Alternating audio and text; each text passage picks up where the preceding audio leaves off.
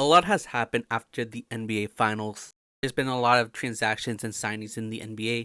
So after a full day of free agency, here are my top 3 winners so far. The Rockets are obviously a winner so far. Before free agency, they were able to pull off the biggest trade so far in this offseason, being able to get Kevin Durant after trading Jalen Green and Dylan Brooks and some picks. But not only that, they were able to sign Dorian Finney-Smith, a great replacement for Dylan Brooks, and also Clint Capella, who might not play a lot, but is good insurance for if Steven Adams get injured.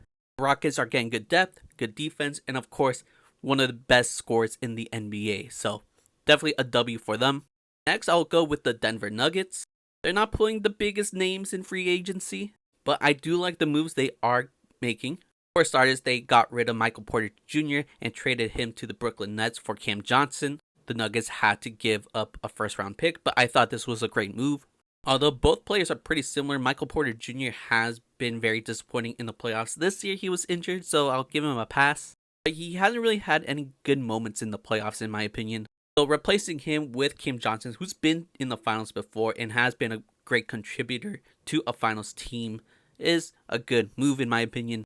Plus, they're bringing back their spark plug from their championship year with Bruce Brown being added to the roster. Now, he hasn't really done much since leaving the Nuggets, but going back to a lesser role, I feel like he'll fit in pretty nicely. And just today, they added Jonas Valanciunas. The Nuggets never had an adequate big man behind Jokic. Seeing that they finally got a good center to be Jokic's backup is a great move for them. And all they had to do was trade Dario Saric. So that's a big win. Lastly, I'm going to go with the Hawks. They started things off for trading for Kristaps Porzingis. Pingus would definitely be the best center that Trae Young has ever worked with. And when healthy, he's a great shot blocker. He can shoot some threes. But not only that, they also just signed Nickeil Alexander-Walker, another great 3-and-D player.